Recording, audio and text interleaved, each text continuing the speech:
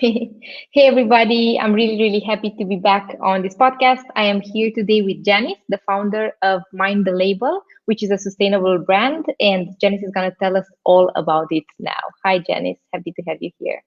Hey, thank you for having me. So, yeah, I'm Jen, the founder of Mind the Label, which is a sustainable clothing brand based from Singapore in Asia, Mm-hmm. but then we worldwide as well.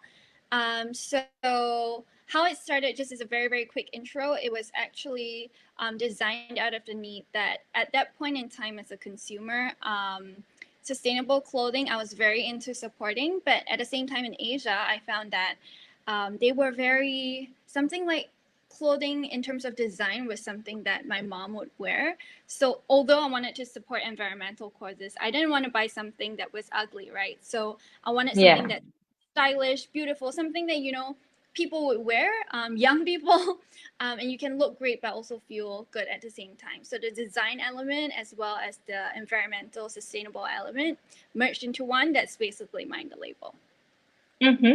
That's really beautiful because it is true that at the beginning when all the sustainable brands were coming out, they seemed quite dull and very uninteresting, whereas you are creating these beautiful feminine pieces, right? Yeah, I would like to think so. Yeah. Cool. So Janice, where did it stem from? Like I understand that there was a need in the market. You recognize the need. Is it linked to your passion in any way? Yeah, it is. So I actually was, I would say, introduced to fashion quite long ago. So 10 years ago, makes me sound old now, but 10 years ago, I was doing a little bit of modeling for fashion labels. So they weren't fast fashion, but they were, um, I would say, not necessarily sustainable labels, but small businesses who wanted to do online catalogs. So I was doing a little bit of modeling since 10 years ago. So through that process, I kind of got to see also the manufacturing process, roughly what timelines you need to kind of come up with a new collection and things like that. And also at the same time, I saw a lot of waste. So that Mm-hmm. was a factor as well because you have new weekly collections sometimes. Yes. So you don't always sell out all of them. So what happens to the waste? And like year after year, that just accumulates. And then, Hmm. that also played into why I wanted to create Mind the Label as well. So I think that we can't really get to a definition about sustainability. Everybody maybe has like you have the same principles, right, of like creating sustainable clothing. But I'm curious, what does sustainability mean to you, and what does having a sustainable lifestyle mean to you? Yeah, so I would say for me mainly it's three parts being a brand owner. So there is the environmental part, the people part, and then also the personal part. So the way I see it Hmm. in terms of the environment, things we do would be like obviously zero plastic packaging, as well as biodegradable plant-based materials from a business perspective. From a human perspective, then we want to make sure that people that we work with, we know them, we see them, we keep in regular contact. Like for example, we have guidelines in place on overtime. How much exactly do you pay for overtime? There's also a maximum amount of numbers that Yeah. our stores and pattern makers can work. So we ensure that it's a conducive, healthy and clean working environment as well. And obviously on a personal side, that's more on day to day habits as well. So for me, there are like a few things that I personally live by in terms of sustainable fashion, especially. So I Hmm. have this like, 30 wear rule. It's actually a trend at some point, I think, hashtag 30 wears, which is before you buy something, you think about, am I going to wear it 30 times? If not, I Yeah. probably need it. And I guess also from a very day to day kind of perspective as well. I never ever put anything into the bin. If you can, you repair it and mend it. If not, you upcycle it, change the style, maybe change that old t shirt into something else. If not, there's always the option of also donating them. And then Hmm. Yeah. swapping, even with all these swapping events that's going on right now, I think swapping has been a very popular option. So those would be more on the personal kind of like day to day level in which Hmm. I practice sustainable fashion. Yeah, that's great. Like the part about plastic caught my attention because this is honestly a discussion that I have on a regular basis with people. So, what's the problem with the plastic? Why are we so much against plastic? And why do we want to reduce plastic from your point of view? Plastic Yeah. consumption. and fabrication. It's a heavy topic. It's a very big topic, but I'll talk about it from a very personal perspective, right? And so Mm. there, I'm gonna cover everything, but to me, it really started when, because Singapore is actually an island, right? So it's an island city. We're surrounded by water. I love water sports. I love swimming, surfing, anything to do with the water. So it actually first started when I found out about, how wildlife in the ocean was affected. And I Yeah. mean, these are things that we love to see, right? We travel to places just to, go snorkeling or go diving and look at these beautiful animals. And I mean, I'm an animal lover myself as well, not just sea creatures, but all animals.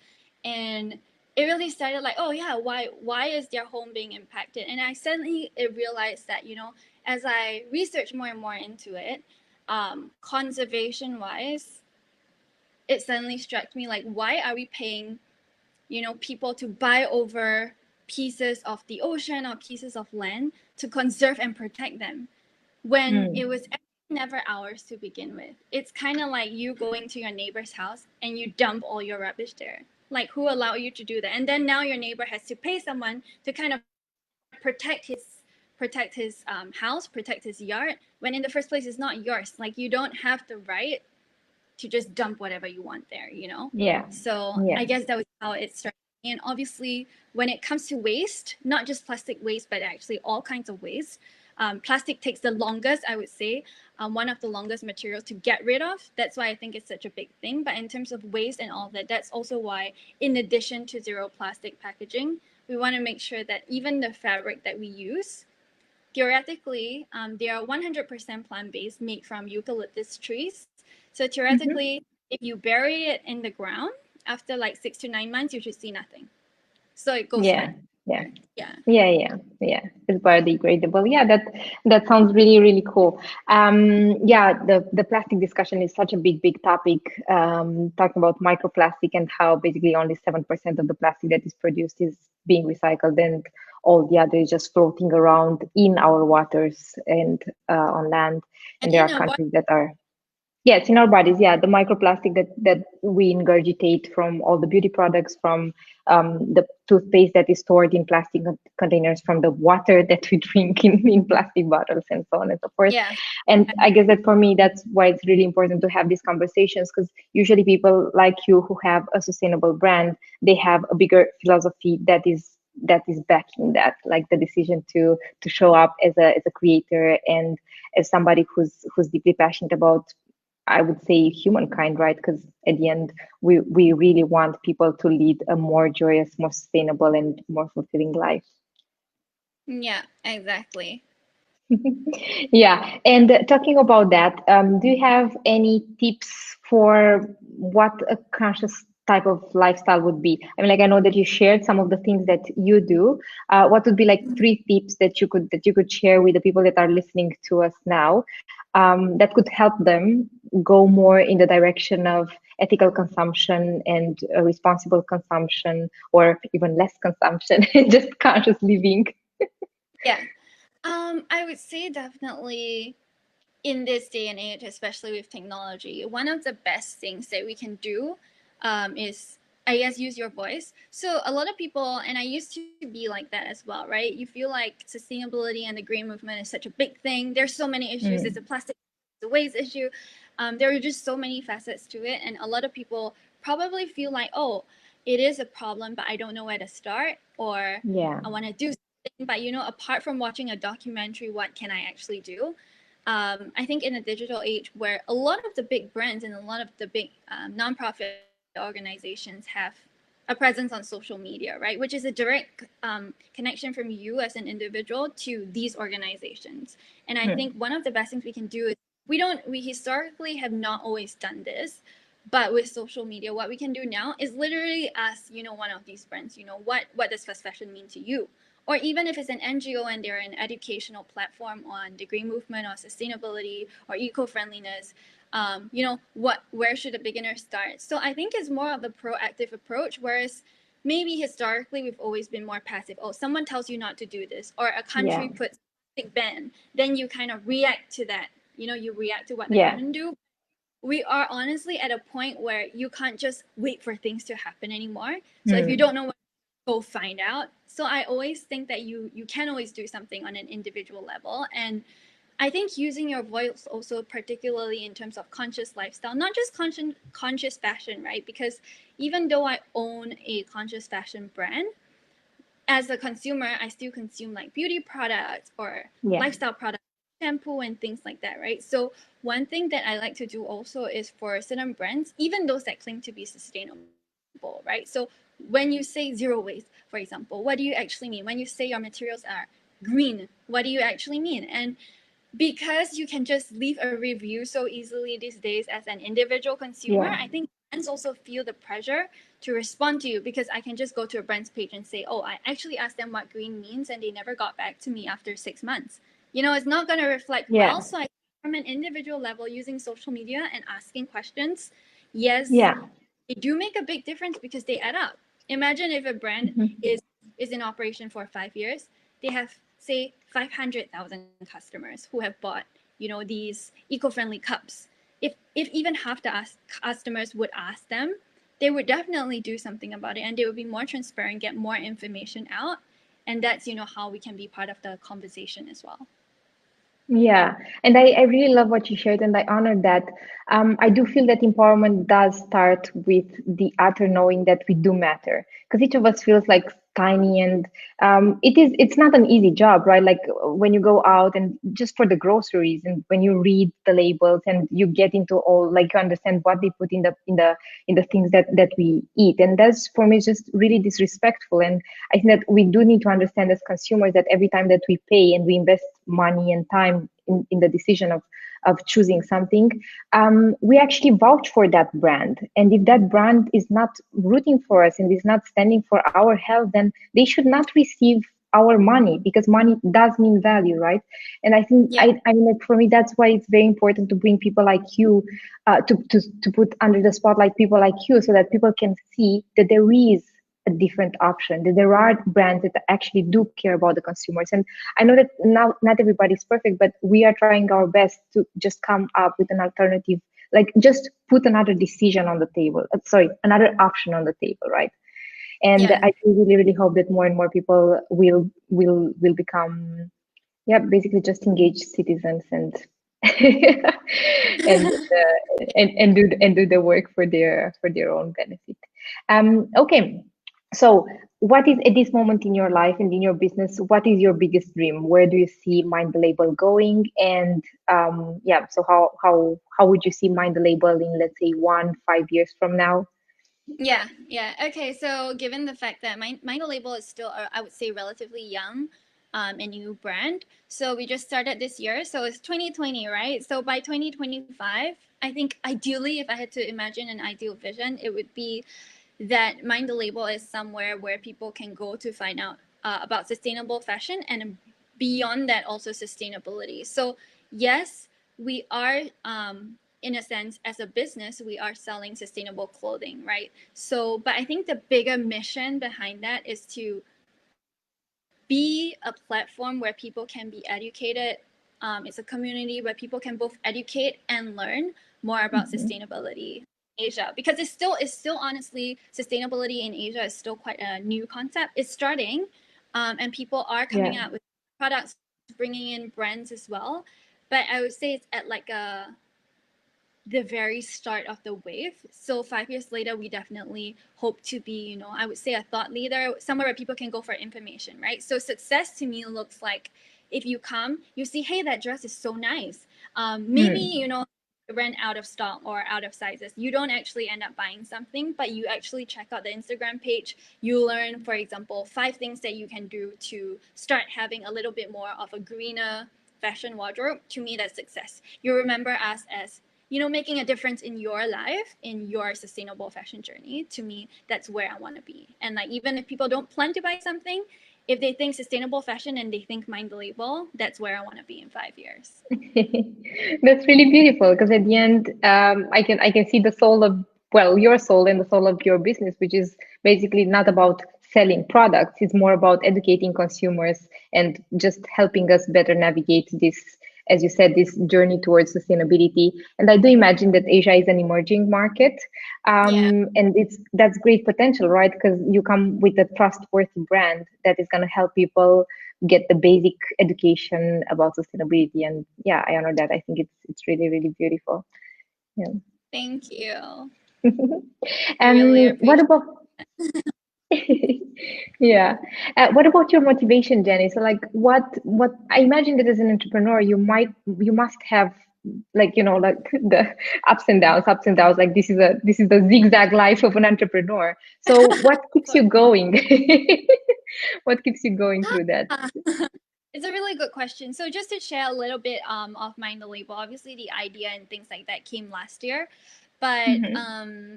so I actually before this, I was in a corporate job for about 2 years within the financial services and technology industry, very, very corporate, working with the banks and things like that. When I finally decided to quit my job to start my label, it was earlier this year in January. That was when I decided I wanted to write my resignation letter and everything. So my notice period was about 2 months. My last day in my job was Friday the 13th in March.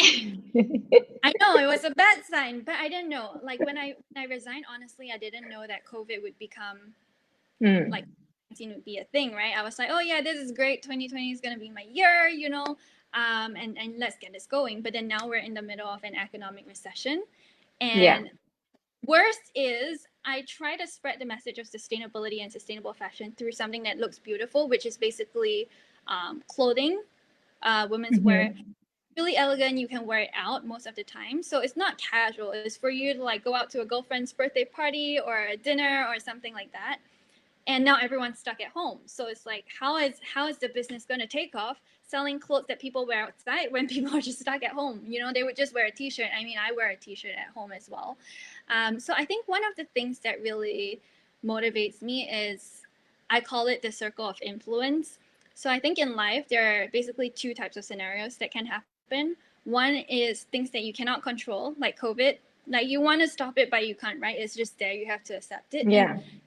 side is what I call the circle of influence, which is things in life that you can control.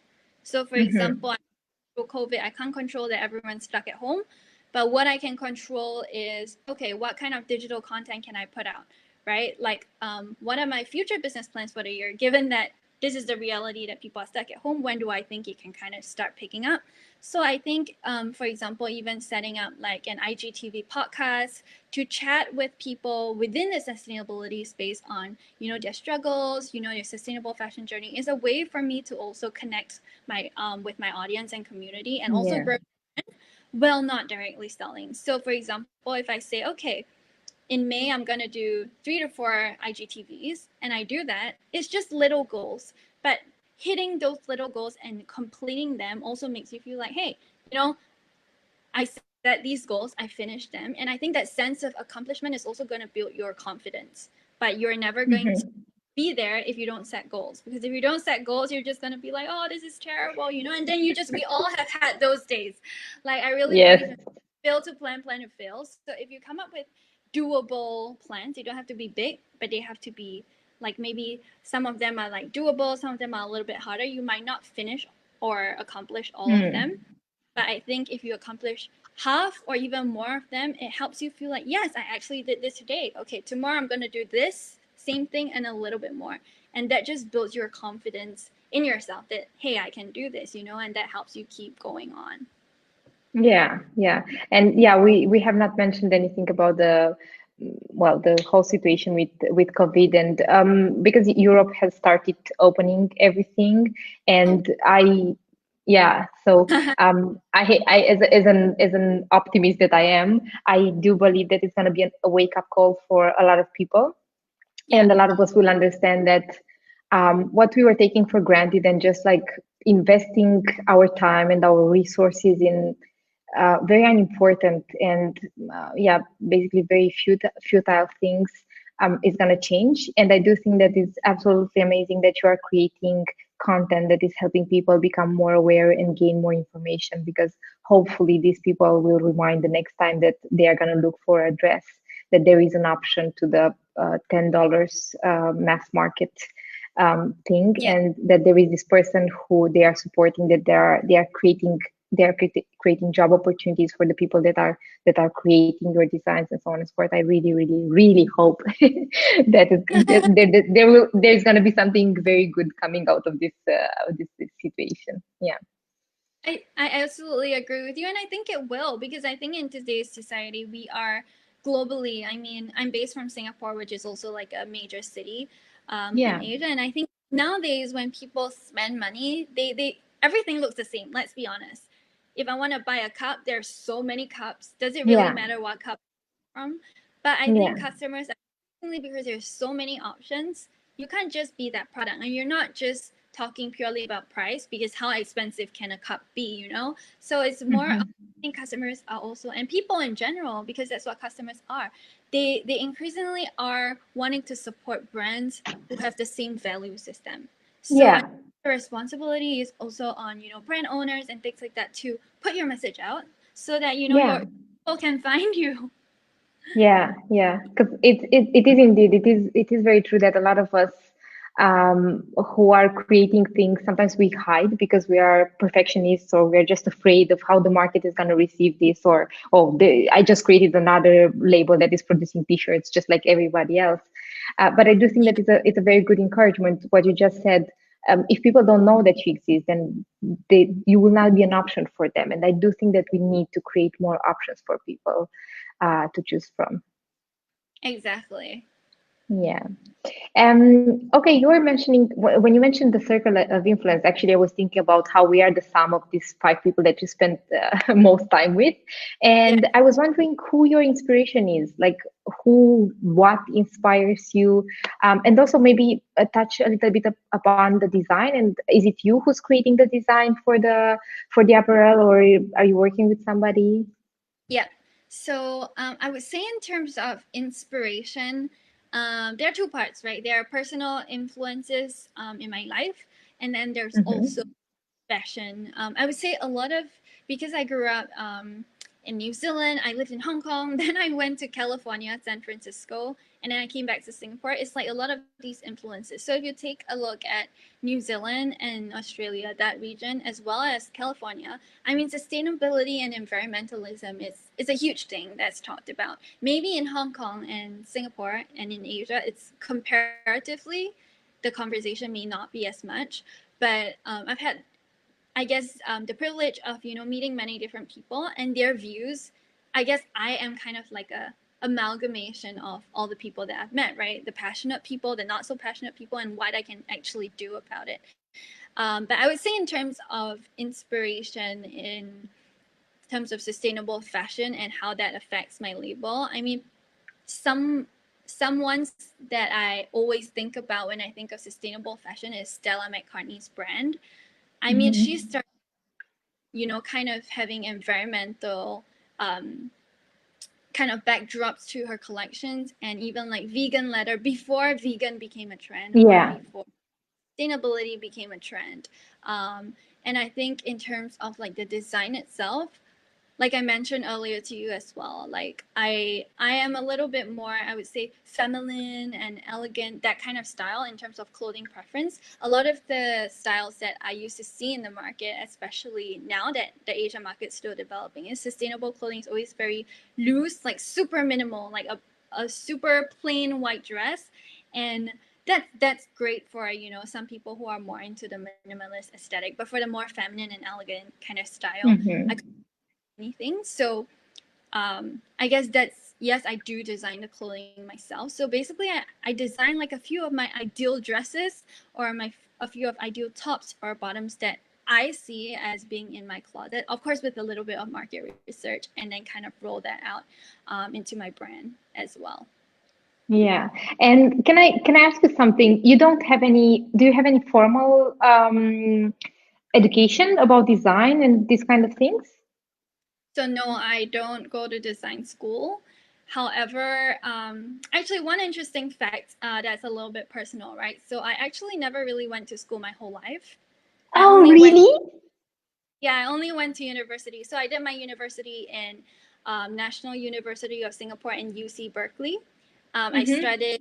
studied basically sociology, which is about people, social interactions, and Yeah. I'm very interested in what people think of the world, right?